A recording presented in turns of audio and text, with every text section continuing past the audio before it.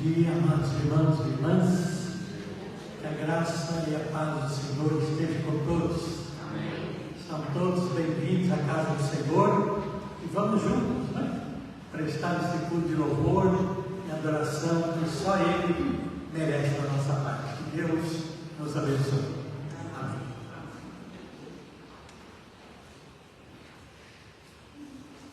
Bom dia, irmãos. Peço a todos que se coloquem em pé para a leitura de invocação, leitura do Salmo 95, 1 a 3, que está sendo projetada aqui na frente. Venham, cantemos ao Senhor com júbilo, celebremos o rochedo da nossa salvação. Saiamos ao seu encontro com ações de graças, vitoriemo-lo com salmos, porque o Senhor é o Deus supremo e o grande Rei acima de todos os deuses. Oremos. Senhor Deus, nosso Pai, obrigado, Senhor, por mais esse dia. Obrigado, Pai, pela oportunidade, Senhor, de estarmos aqui, ó Pai, na tua casa, Senhor. Obrigado, Pai, pela oportunidade, Senhor, que nos dá, Senhor, de te louvar, ó Pai, estar aqui para te agradecer. Também, ó Pai, para aprender um pouco da tua palavra, Senhor. Ó Pai, que tu esteja conosco em todos os momentos desse culto, Senhor, guiando-nos, ó Pai, e guia também aqueles que ainda estão vindo para cá, Senhor, guia também aqueles que não virão, Senhor, tu sabes, ó Pai, os motivos, Senhor. Te pedimos, ó Pai, te agradecemos em nome de Cristo. Amém. Já temos agora o cântico, vem, essa é a hora da oração.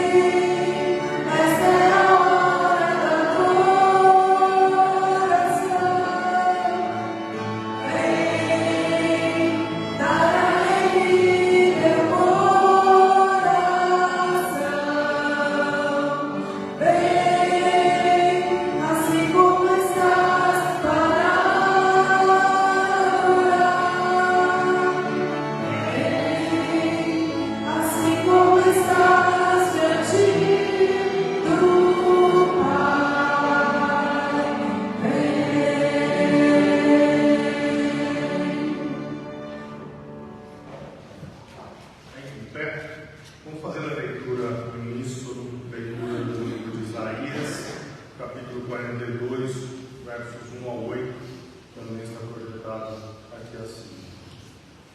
Todos juntos. Eis aqui o meu servo.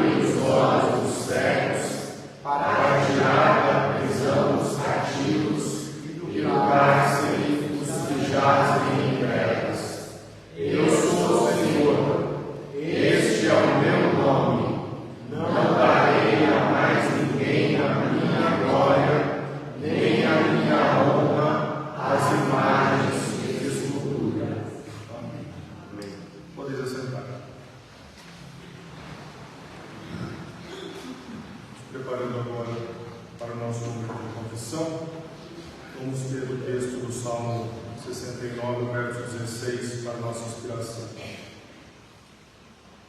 Responde-me, Senhor, pois compassiva é a tua graça. Volta-te para mim segundo a riqueza das tuas misericórdias. Pensando nesse texto, vamos ter agora alguns momentos de oração silenciosa e após esses momentos entoaremos o hino 68 do CPP. Oremos silenciosamente pedindo perdão a Deus do nosso pecado.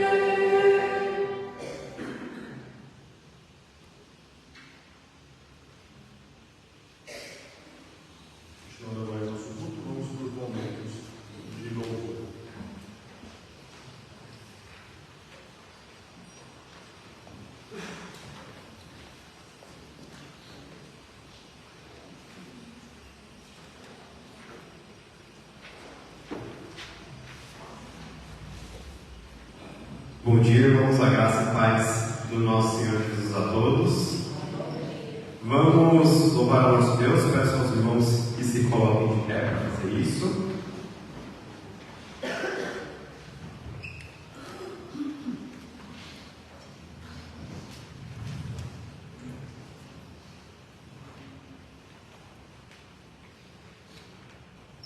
E vamos começar louvando ao nosso Pai com um hino muito conhecido, um hino do nosso cenário, com os nossos corações ao alto, agradecendo por estarmos na casa dele e agradecendo porque ele está aqui.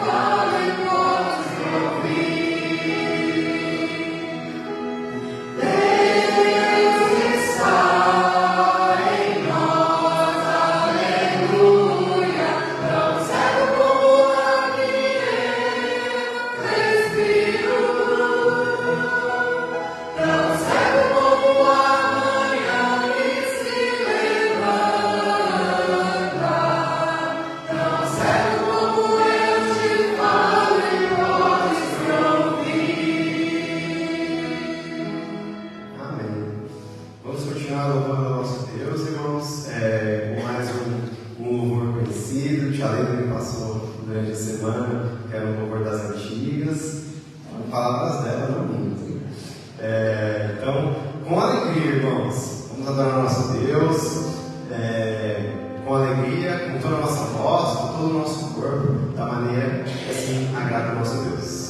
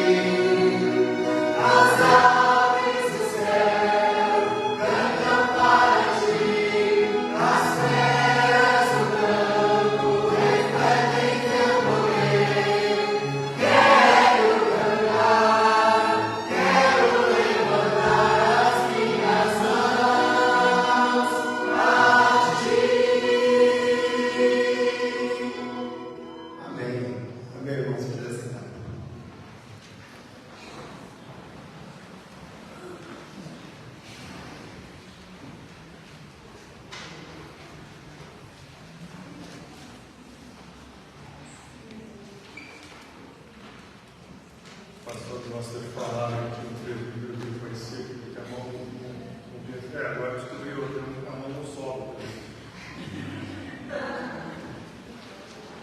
Bom, irmãos, continuando aqui pelo nosso culto, agora no momento de dedicação, momento esse,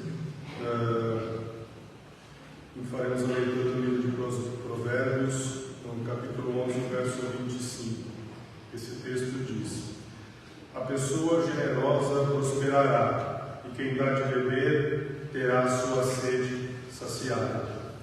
Bom, irmãos, esse é o momento que quem trouxe suas ofertas, seus dízimos aqui à frente, ou quem trouxe algum mantimento para a nossa cesta mensal, alguma oferta para o nosso bazar, pode vir aqui à frente. Muitas pessoas, obviamente, já estão fazendo seus dízimos, suas ofertas via Pix da igreja, mas é o momento agora de agradecermos a Deus e nos dedicarmos a Deus com esse cântico agora, o cântico 239 do CPP. Quero chegar ao teu culto. Cantemos.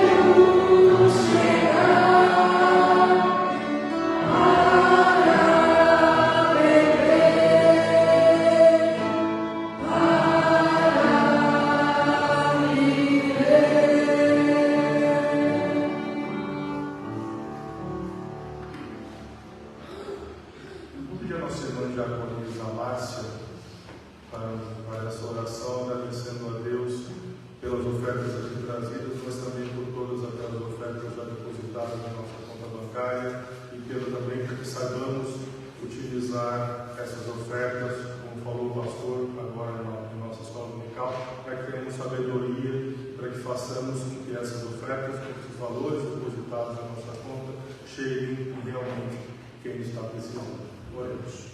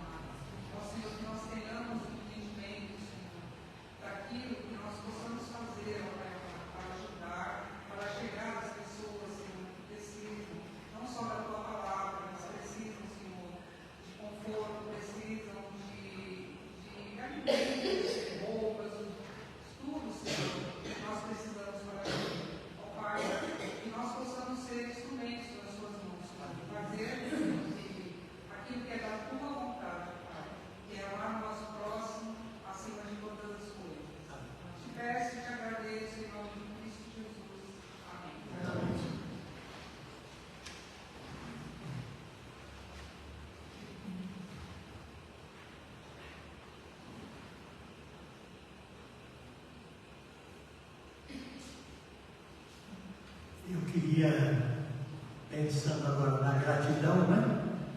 Perguntar: tem alguém que tenha um motivo de gratidão que queira compartilhar com a igreja? Se tiver, pode sair do seu lugar, vir à frente e se manifestar.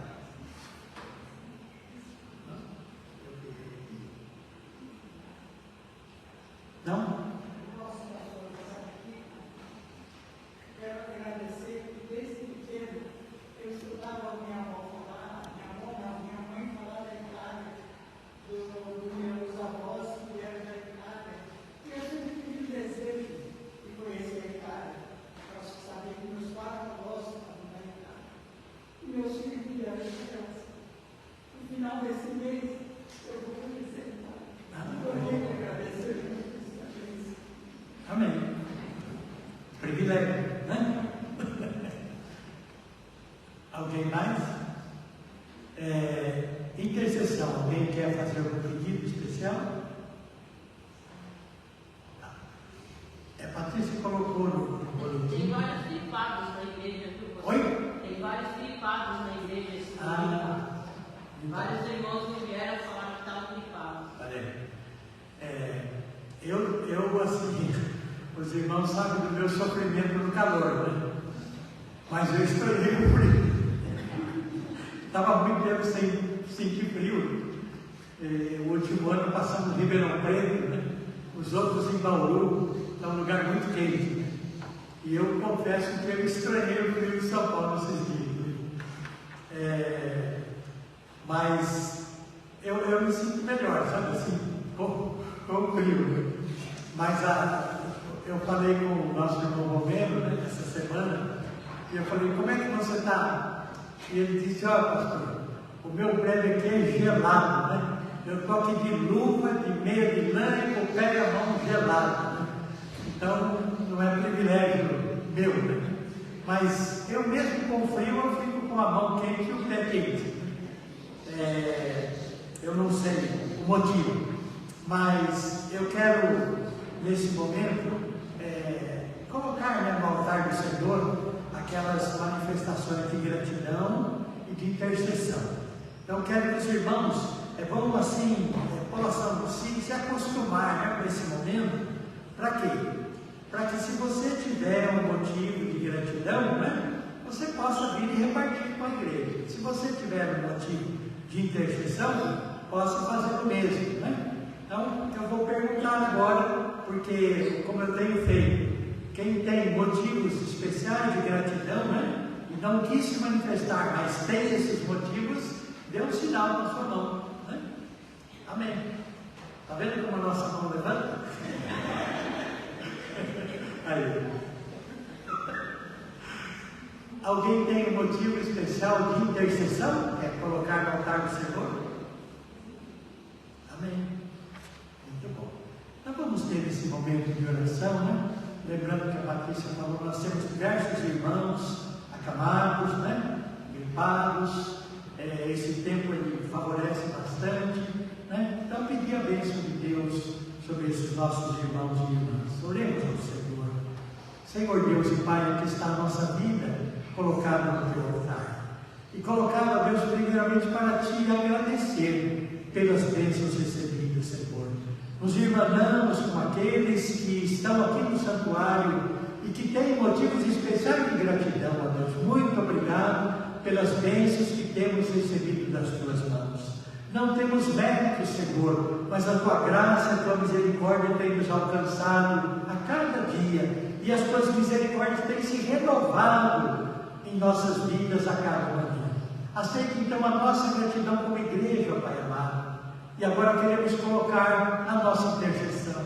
Tu sabes, Senhor, da nossa necessidade, tu sabes das nossas limitações, tu sabes da nossa fraqueza, ó Pai. Então nós colocamos no teu altar os nossos pedidos, Senhor, a nossa intercessão por aqueles que sofrem, Deus, aqueles irmãos que estão acamados, aqueles que estão nos hospitais, Senhor amado, aqueles que estão passando por lutas, por dificuldades, Senhor, aqueles que estão enfrentando, Senhor, nesse momento, problemas aos seus olhos insolúveis, Senhor, tem misericórdia dessas vidas. Senhor, visita poderosamente cada um daqueles que estão passando por lutas, dificuldades neste momento. Fala, Senhor, ao coração deles e manifesta sobretudo a Tua presença, Senhor, porque a Tua palavra nos garante que na Tua presença há delícias perpetuamente.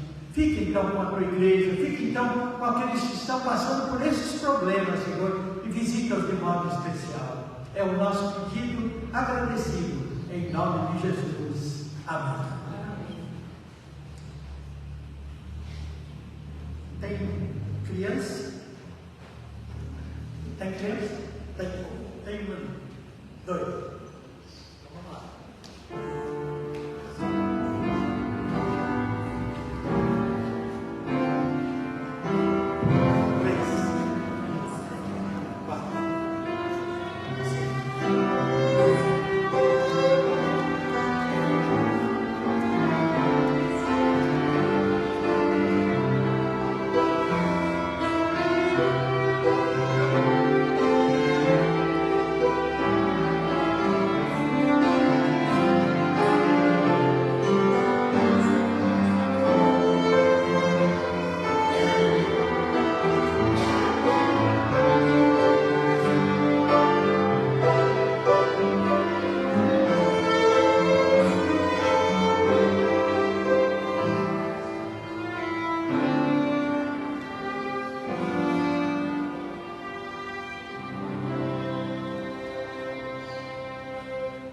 Vamos orar pelas crianças, oremos ao Senhor, Senhor Deus e Pai, abençoe as nossas crianças aqui, abençoe cada lar, cada família que elas representam, Senhor, abençoando, suprindo em todas as suas necessidades, ó Pai, abençoe as crianças que aqui não estão, que fazem parte, Senhor, deste rebanho, que onde estejam também sejam abençoadas por Ti, fica com elas, fica com aqueles que falam em Teu nome a essas crianças da Tua igreja. Fala também ao coração, Senhor, desses irmãos, dessas irmãs que têm se dedicado a esse ministério. Ó Deus, fica com as nossas crianças, fica com aquelas crianças que virão, ó Deus, a Tua igreja. É o nosso pedido agradecido, em nome de Jesus. Amém. Que Deus abençoe.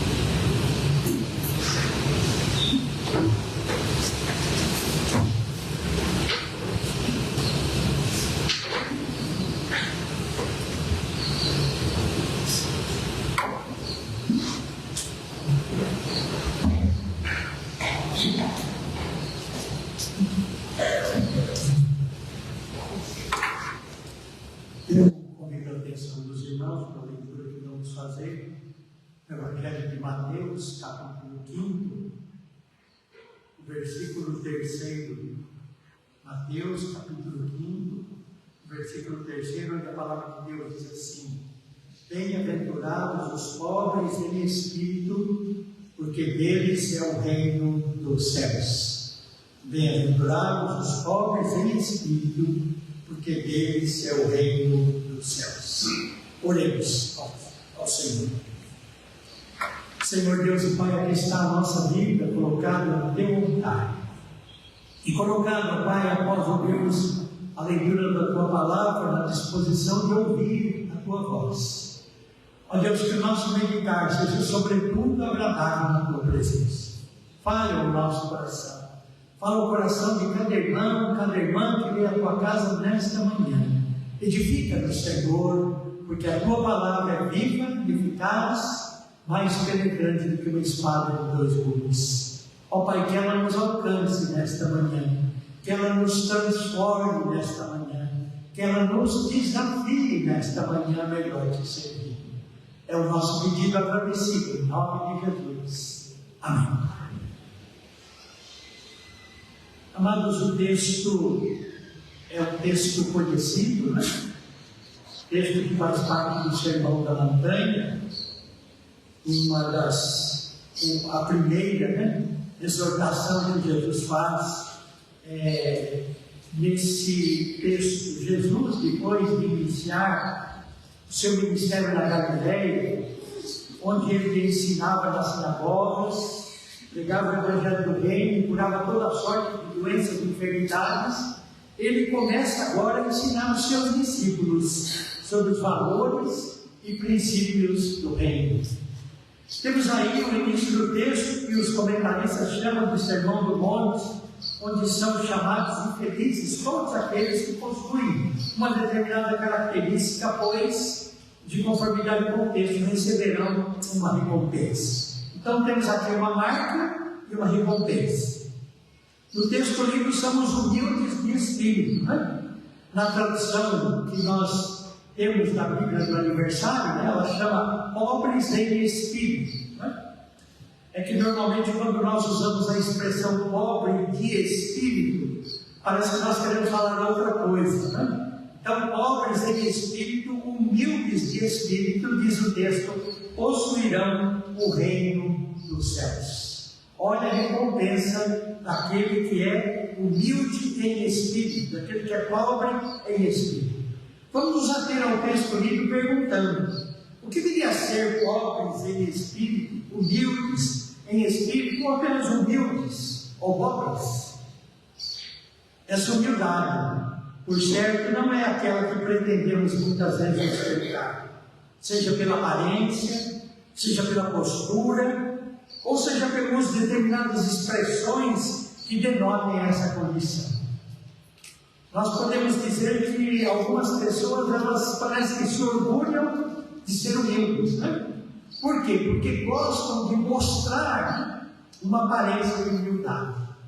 E quando eu penso em aparência de humildade, eu penso em alguém de cabeça baixa, sabe? Alguém bem encolhido, alguém que parece que não quer se mostrar.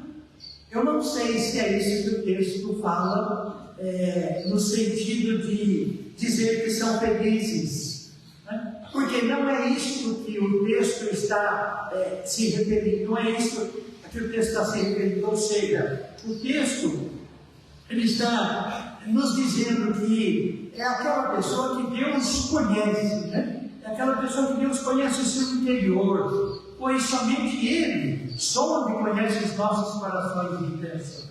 Ele sabe que não é a nossa aparência. Por quê? Porque Deus não vê como vê o homem. Nós podemos ver e rotular. O Senhor não, o Senhor vê o interior. O Senhor vê o que vai no mais profundo de cada coração. É isso que Samuel fala a Jessé quando da escolha de Davi. Essa humildade, ela vem do reconhecimento de quem somos por parte do Senhor. Como afirmou o apóstolo Paulo, quando ele, olhando para si mesmo, usa essa expressão: miserável homem que eu sou. Olha aí, o apóstolo Paulo, ele não se sentia exatamente essa pessoa humilde, mas se sentia um miserável. Por quê? Porque o texto diz que ele não conseguia entender nem o próprio modo de agir. Ou seja, aquilo que ele queria fazer de bom, ele não conseguia fazer. O mal que ele não queria, esse ele fazia. Como afirmou também o publicano, que orou lá com o fariseu, não ousando nem levantar a cabeça, dizendo: tem misericórdia de mim, pecador. Ou seja, aquela pessoa que se reconhece, não merecedor da bênção de Deus, e humildemente se coloca na presença de Deus para pedir: Senhor, tem misericórdia de mim, Senhor, visita-me de um modo especial, eu sou carente, eu sou necessitado. Como o profeta Isaías, que por ocasião do seu chamamento afirmou: ai de mim, estou perdido, porque sou homem de lábios impuros e habito no meio de um povo de impuros lábios. Ou seja, ele foi chamado para ser usado pelo Senhor, mas ele olha para si e reconhece a sua pequenez, a sua fraqueza, o ambiente onde ele vivia. Como ele poderia servir ao Senhor nessas condições? Aquele reconhecimento da pequenez que foi aceito pelo Senhor e Deus usou de uma forma poderosa.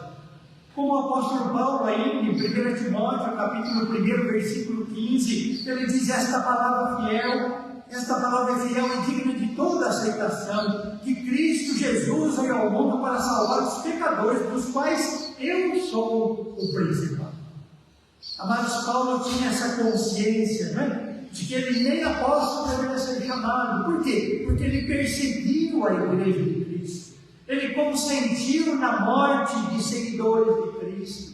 Então Paulo tinha essa dívida para com o Senhor, essa dívida de consciência. E ele, aqui no texto, ele está exatamente se apresentando, né, como aquele que foi alvo de modo especial dessa graça, dessa misericórdia do Senhor, em prol dos pecadores, dos quais ele se sentia o principal. Este é o reconhecimento, amados, de uma incapacidade inata em função do pecado que habita em nós.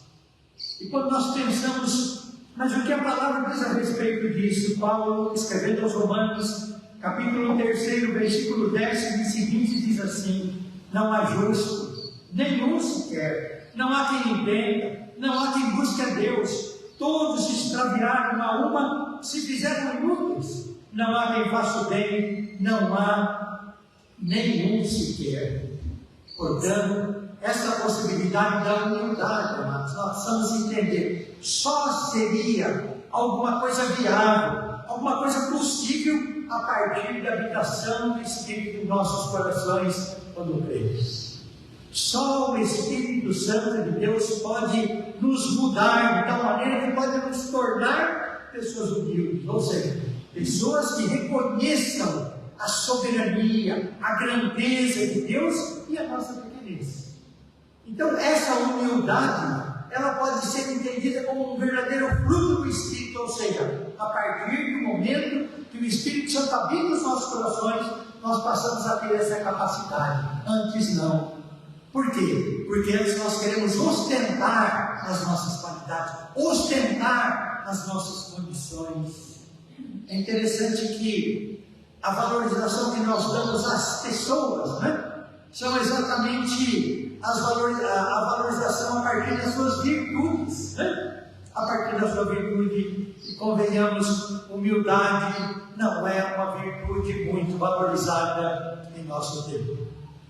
Em nosso texto base, Jesus ensina não apenas os discípulos, mas nós poderíamos também nos sentir desafiados por esse ensino, para que possamos, né, a crer, para que possamos, a partir do cremos na palavra, nós entendemos a importância da humildade em cada uma das nossas vidas. Provérbios capítulo 15, verso 16, a palavra de Deus diz assim: o temor do Senhor é instrução na sabedoria, e a humildade precede a honra. A humildade precede a honra. Isso diante de quem? Diante daquele que tudo vê, daquele que tudo sabe, daquele que tudo conhece.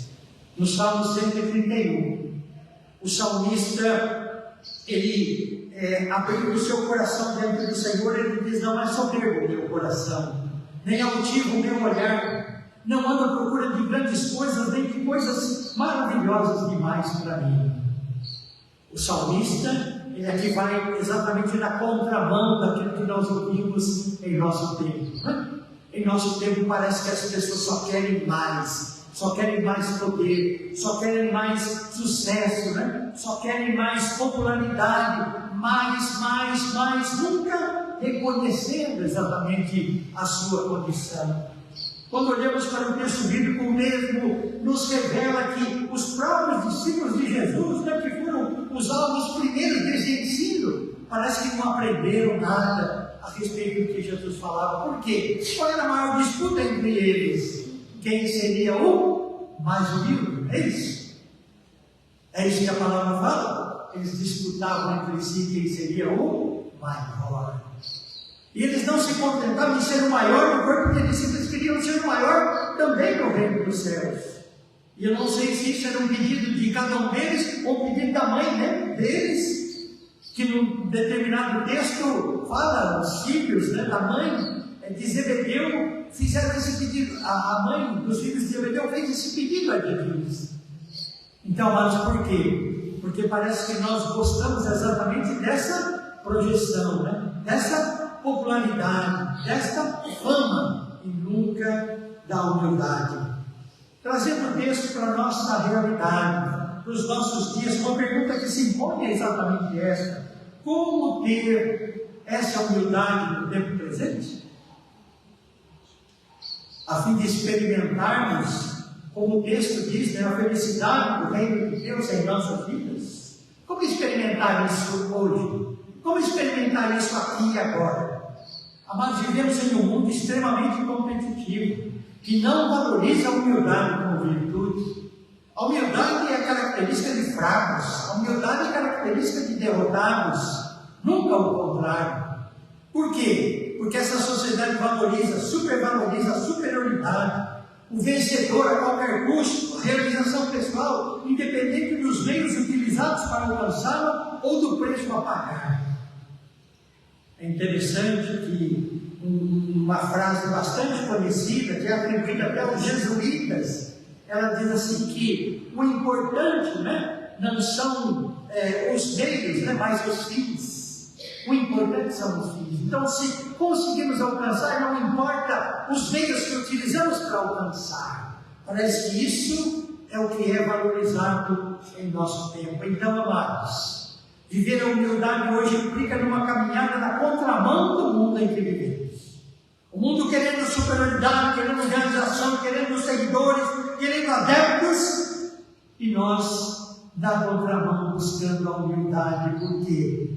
Porque felizes são os humildes em espírito, porque deles é o reino dos céus. E não apenas no mundo, nós vemos essa situação, mas vemos nas igrejas cristãs também. E vamos pensar nas igrejas cristãs como sendo nossas igrejas, onde a nossa marca maior deveria ser o amor, porque é isso que aprendemos na palavra como o maior mandamento: amar a Deus sobre todas as coisas e próximo como a nós mesmos.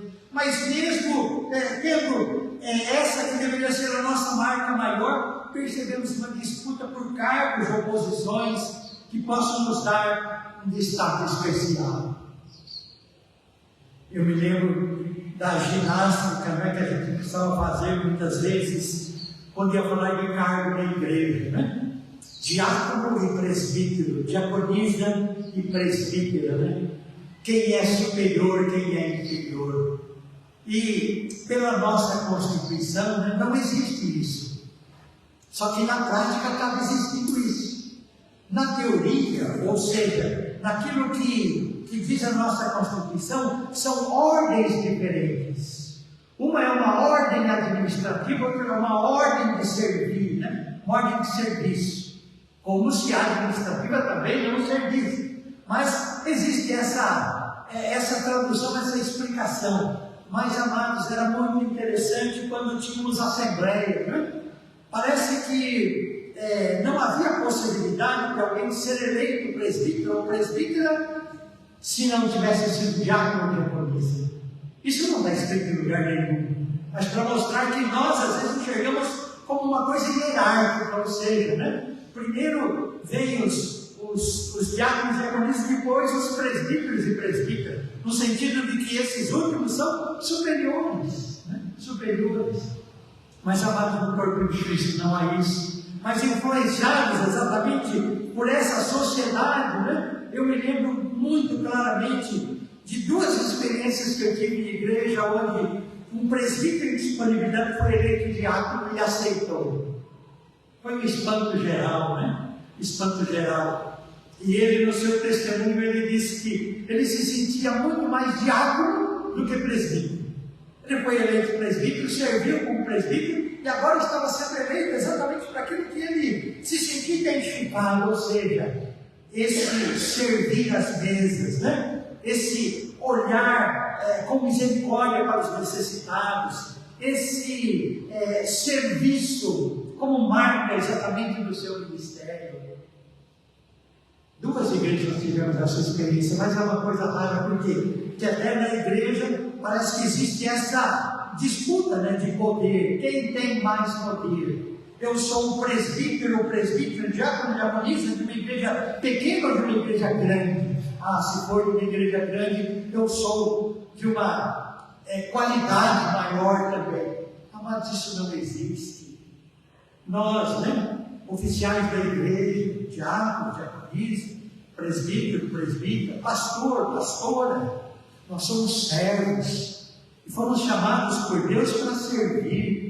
Fomos chamados por Deus com uma missão, de olhar para aquele que é o servo por excelência, aquele que não vem para ser servido, mas para servir, tem que ser o nosso modelo. E não ficarmos nos degradando por posição, por achar essa ou aquela mais importante. Ou seja, a humildade deveria caracterizar exatamente esse nosso exercício de ministério. Enquanto agimos assim, nessa luta, nessa disputa, olha o que a palavra nos ensina. Filipenses capítulo 2, versículo 3. Não façam nada por interesse pessoal ou vaidade, mas por humildade. Não façam nada por interesse pessoal ou vaidade, mas por humildade. Cada um considerando os outros superiores a si mesmo, não tendo em vista somente os seus próprios interesses, mas também dos outros. Amados, quem serve não pode fazer acepção de pessoas. Quem serve não deve servir para mostrar a alguém que ele está servindo. Porque Deus, que vem oculto, Ele é que vai recompensá-lo. Ele é que sabe da intenção do seu coração. Colossenses, ainda o apóstolo Paulo 3,12, portanto, como eleitos de Deus, olha, santos e amados, eleitos de Deus, escolhidos para determinados ministérios, revistam-se de profunda compaixão, de bondade, de humildade, de mansidão, de paciência. Amados, quantas vezes nós não temos essas virtudes? Quantas vezes nós carecemos da graça, da misericórdia de Deus para exercermos a nossa missão, exercermos o nosso ministério. Em 1 Coríntios capítulo 1, os versos 28 e 29, reforçando aquilo que estamos dizendo agora, o texto diz: e Deus escolheu as coisas humildes do mundo e as desprezadas, e aquelas que não são, para reduzir a nada as que são, a fim de que ninguém se glorie na presença de Deus. Amados, isso é muito sério. É muito sério. Por quê? Porque o mundo muitas vezes tem nos influenciado. O mundo tem entrado na igreja, e não é através de algumas coisas que nós ficamos assim, horrorizados porque aparece na igreja, É um jovem, uma jovem com determinado hábito, com determinado costume, com determinada aparência, que nós ficamos escandalizados. Não, isso não muda o coração, isso não muda o interior.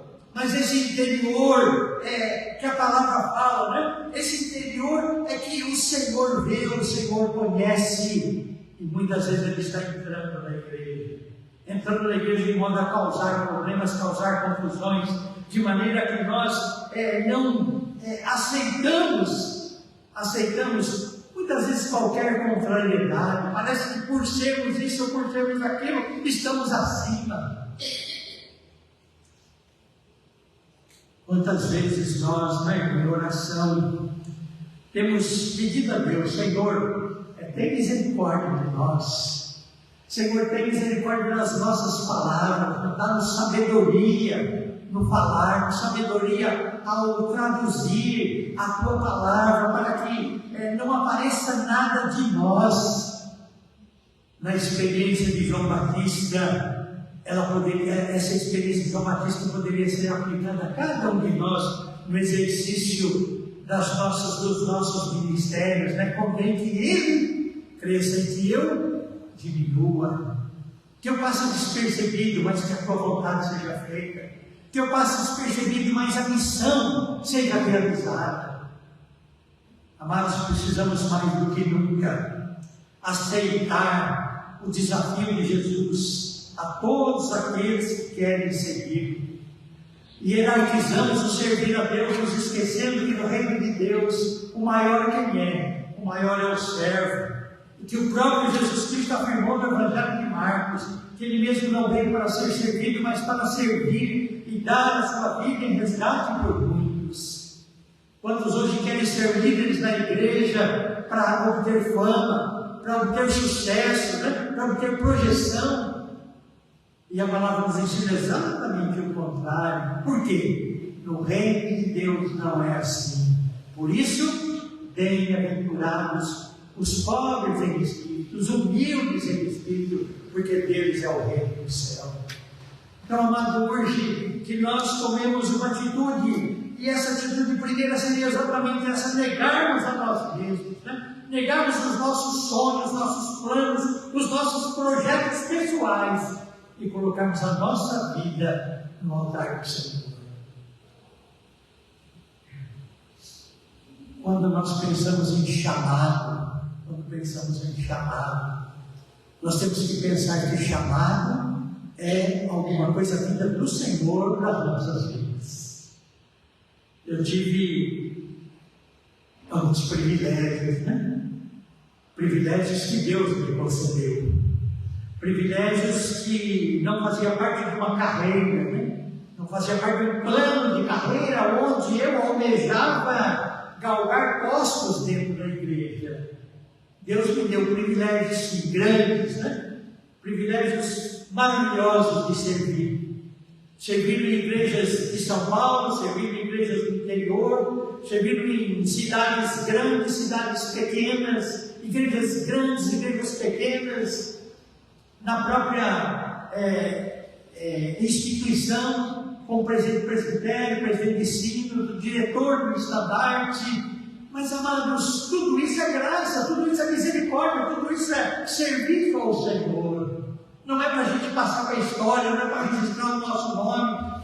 E eu até brincava com relação a essas galerias, né, que nós temos nas igrejas, né, das fotografias lá dos pastores. Quando eu fui pastor em Sorocaba, um belo dia o presidente me dá um cartãozinho, fala: aqui é o cartão do fotógrafo, o senhor ir lá tirar sua fotografia. Eu falei: mas para quê? Tirar a favor da galeria, né?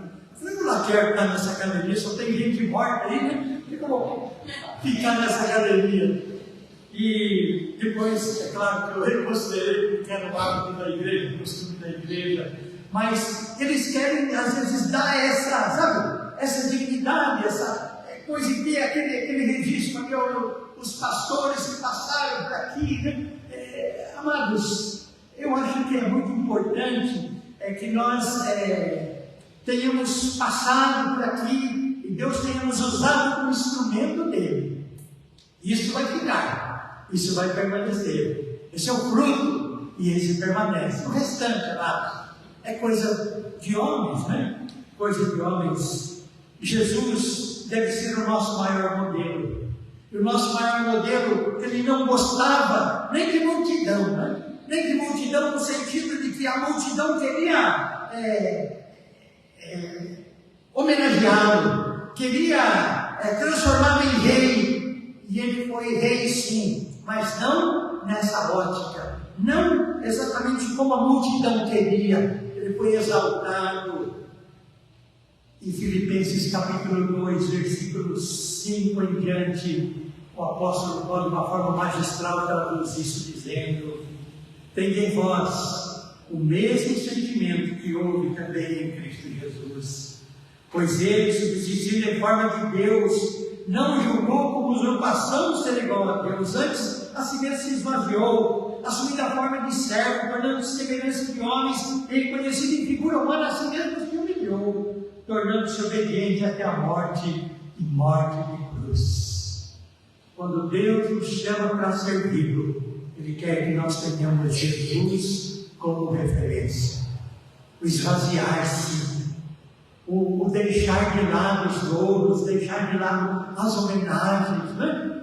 E fazer com sinceridade a vontade do Senhor. Amados, a própria palavra nos revela, e nós precisamos estar atentos a esses ensinos, que servos do Senhor no passado, eu vou citar apenas dois agora, Daniel e José, pessoas humildes, pessoas que sofreram, que foram maltratadas em nome do Senhor, não é? Por quê? Porque serviam a esse Deus, mas, amado, passaram por muitos sofrimentos, mas foram foram grandemente, poderosamente usadas por Deus em altos postos, em reinados desse mundo. Deus os exaltou, Deus os usou, mas eles se humilharam diante do Senhor, suportaram prisão, suportaram tentativas de morte, suportaram tudo isso para quê? Para que o Senhor fosse exaltado, o Senhor fosse glorificado.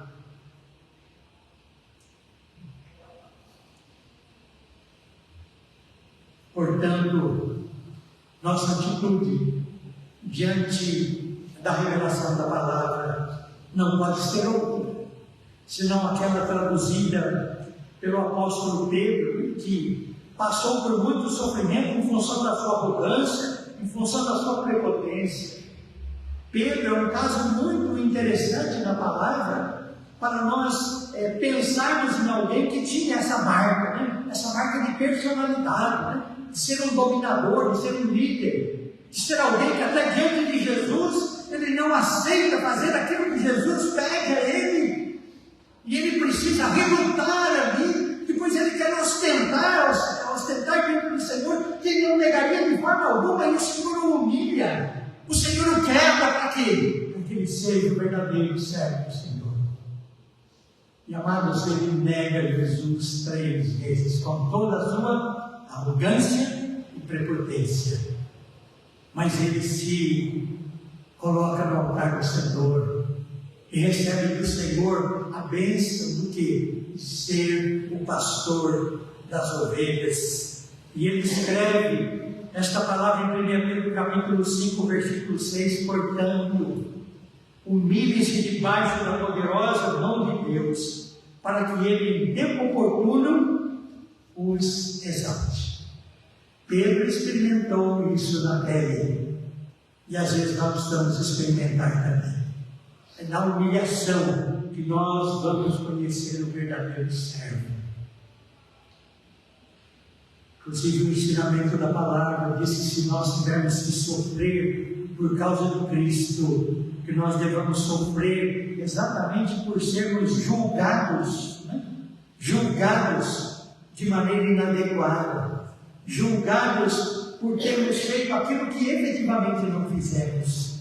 Ele diz que se nós padecermos por isso, ou seja, se formos humildes a ponto de tolerar esta injustiça do mundo, nós seremos exaltados. Isso é grato diante do Senhor. Então, amados, a nossa parte qual é? Diante dessa humildade que caminha na direção contrária àquilo que o mundo vive exigindo de cada um de nós, é pedirmos a Deus a capacidade, é pedirmos a Deus a unção, é pedirmos a Deus a bênção para que Ele nos pegue, para que nós possamos diminuir, para que Ele cresça, nós possamos ser quebrados como um vaso antigo e tornado um vaso novo, e que recebamos do Senhor a capacidade de sermos humildes. Senhor, dá-nos dessa humildade, e se aprover a Ele nos usar com honra e destaque, caso seja a sua vontade, possamos dizer amém. Mas não que nós queiramos isso, não que esse seja o desejo do nosso coração, mas se for a vontade do Senhor, que Ele nos faça passar por essas lutas, por esses sofrimentos, mas que a seu tempo Ele nos exalte. O ser humilde de espírito precisa ser uma marca distintiva do cristão, precisa ser uma marca de cada um de nós, onde quer que nós estejamos, para que o nome do Senhor Jesus seja honrado e glorificado. Portanto, nossa atitude diante da palavra que nos foi exposta só pode ser uma, a de nos colocarmos no seu altar e a cada dia pedindo a Deus que nos dê essa humildade, quebrando todo sinal de prepotência, de arrogância ou autossuficiência da nossa parte, refletindo Cristo em nós, para a sua honra e para a sua glória. Por quê? Porque a promessa dele continua sendo: bem-aventurados os pobres em espírito, porque deles é o reino dos céus. Queremos experimentar essa bem-aventurança? Então que Deus trabalhe na minha vida, na sua vida, na vida de cada um dos irmãos aqui, para que sejamos servos, humildes, para que sejamos servos pobres em espírito. Por quê? Porque deles, porque de cada um de nós será o reino dos céus. Que Deus assim nos abençoe. Amém.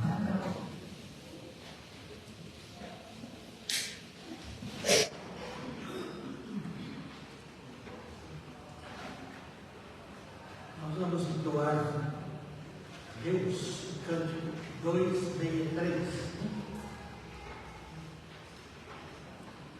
263, aqui nos preparando para a participação na ceia do Senhor. Vamos prestar bastante atenção, o texto é conhecido, Vamos prestar bastante atenção para que ele fale ao nosso coração nesse instante. Louvemos ao Senhor.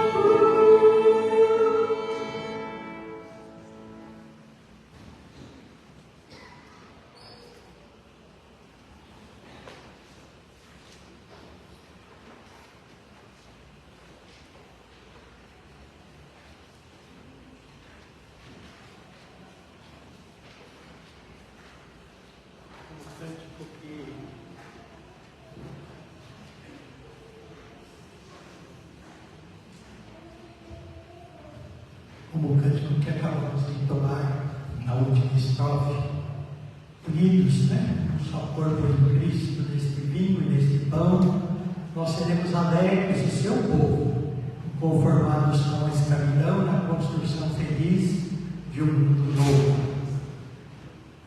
Hoje, por ocasião da escola dominical, nós pudemos perceber na lição de Neemias, quando ele confronta os maiorais do seu povo, os ricos do seu tempo, do seu povo, que estavam subjugando, estavam oprimindo os mais pobres.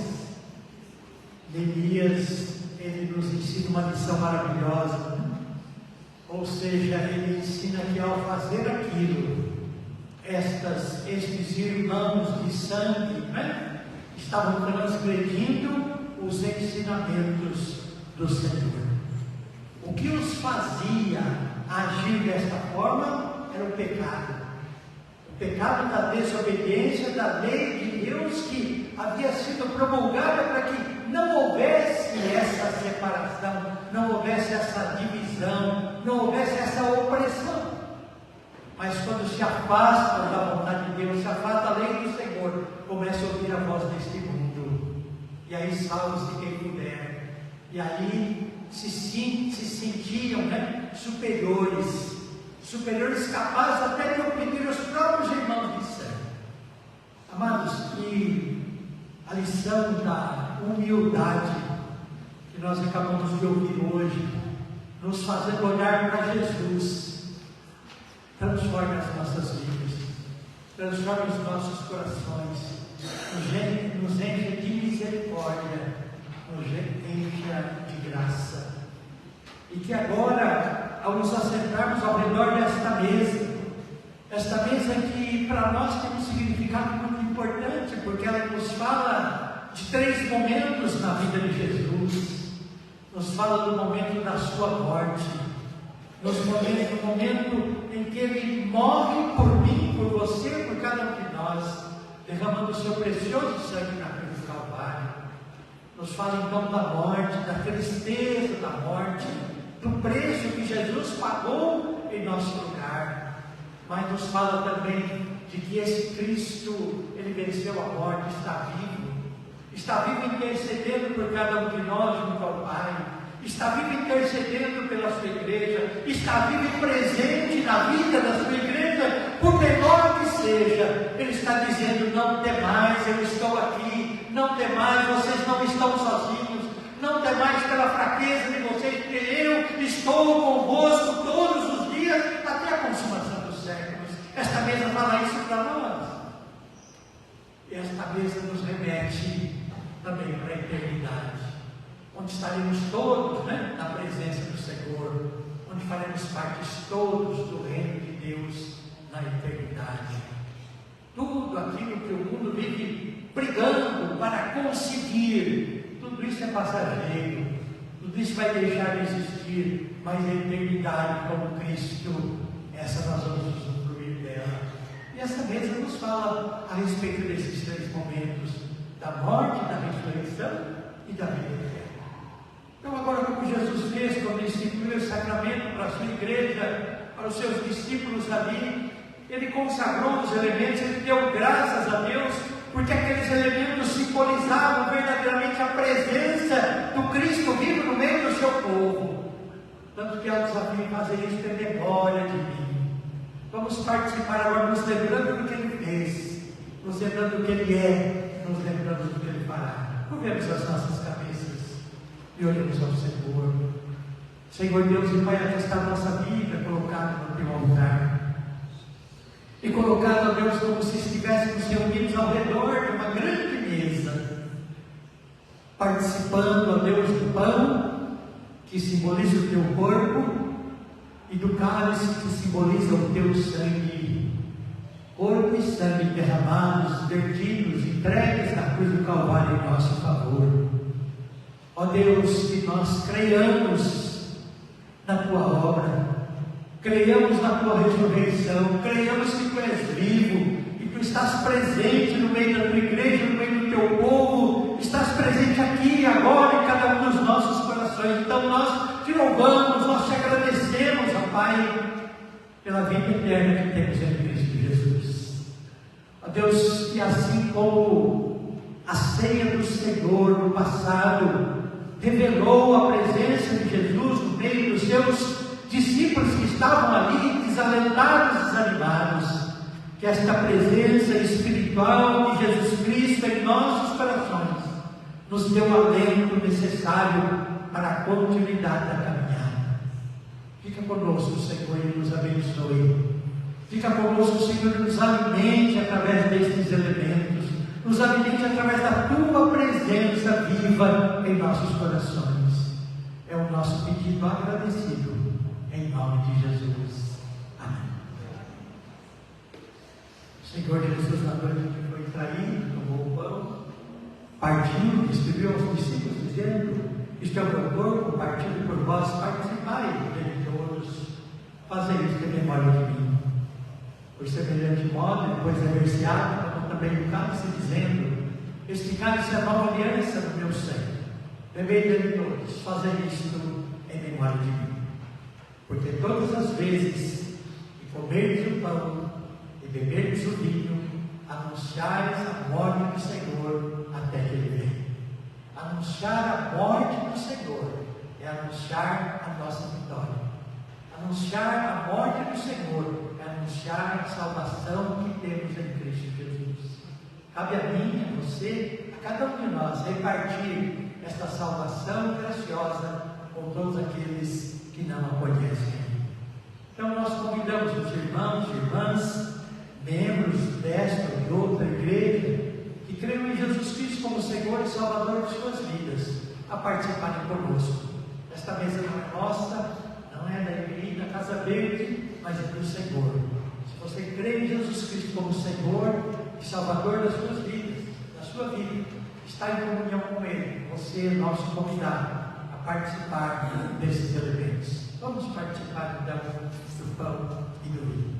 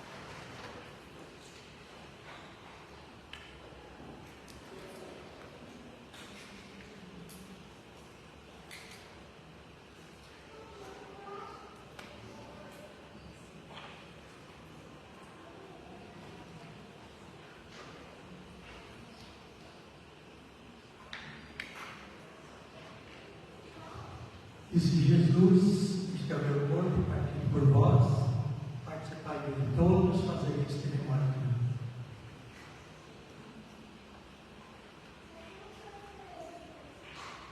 Disse Jesus, este cálice é a nova bênção do meu sangue. Bebei de todos, fazei isto em memória de mim.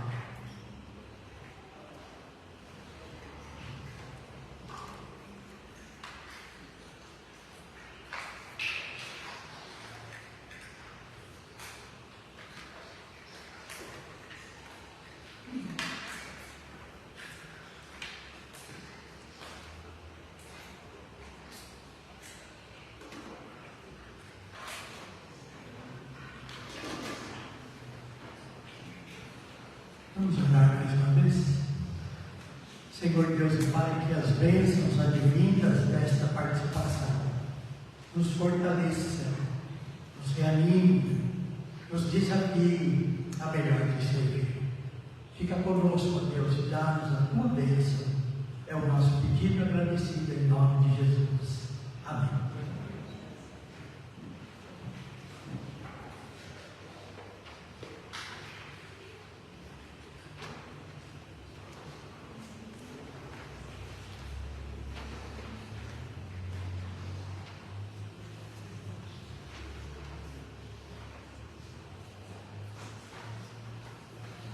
Vamos colocar em pé.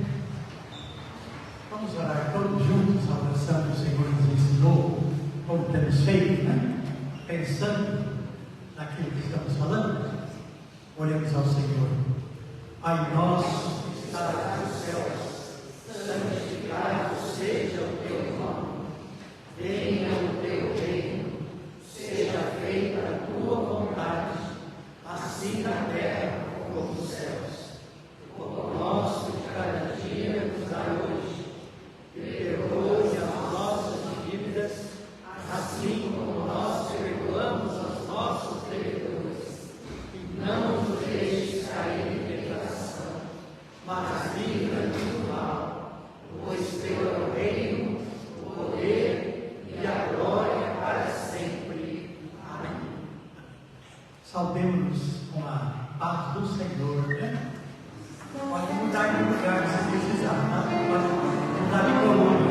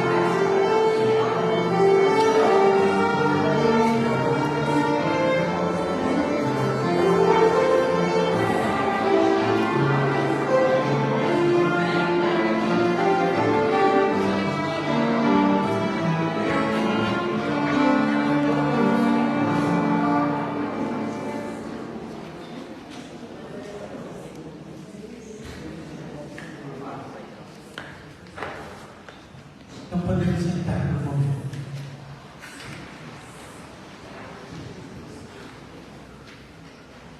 Irmãos, um aviso rápido aqui. Aqueles 3 mil cobertores que a Patrícia já comentava já umas 2 semanas atrás, que um membro aqui da igreja conseguiu, né? 1.500 deles já tinham sido entregues na IPI de Canoas, e na segunda agora dessa semana os outros 1.500 foram entregues na Igreja Assembleia de Deus de Pedro Gonçalves. E desses 1.500 já foram enviados para as cidades de Branco, Canoas, Matias Velho e Novo Hamburgo, todos na região que sofreu essa calamidade das chuvas lá no Rio Grande do Sul. Bom, então, para surpresa de todo mundo nesse dia, eu vou chamar aqui a Leila para vir aqui à frente, né? Ninguém sabe o porquê, mas ela vai falar por que ela está vindo aqui.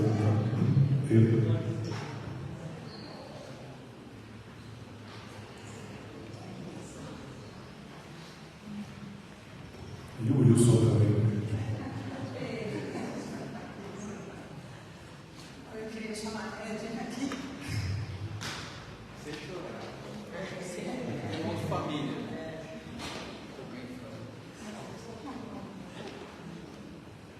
Hoje é aniversário da Edna.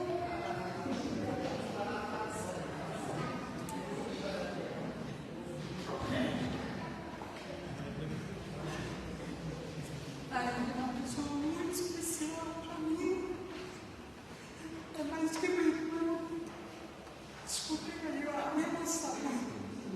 E nesse dia eu queria pedir que Deus abençoasse grandemente e continue, né? Abençoando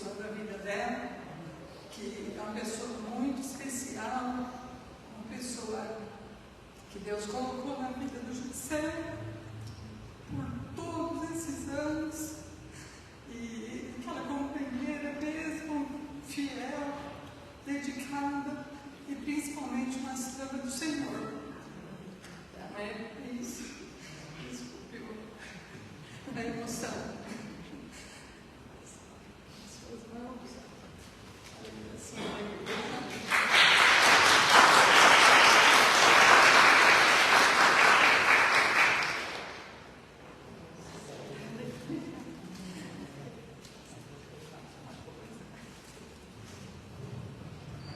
Gostaria de manifestar a minha alegria e a minha gratidão.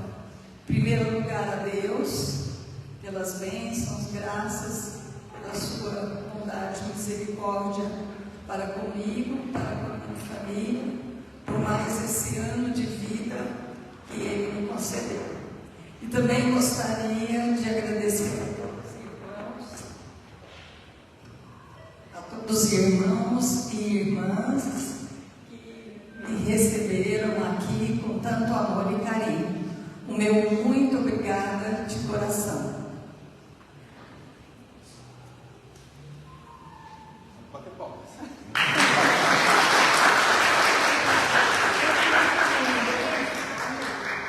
Vamos colocar de pé. A vendo, ela não chora. Ainda bem, Deus abençoe em casa.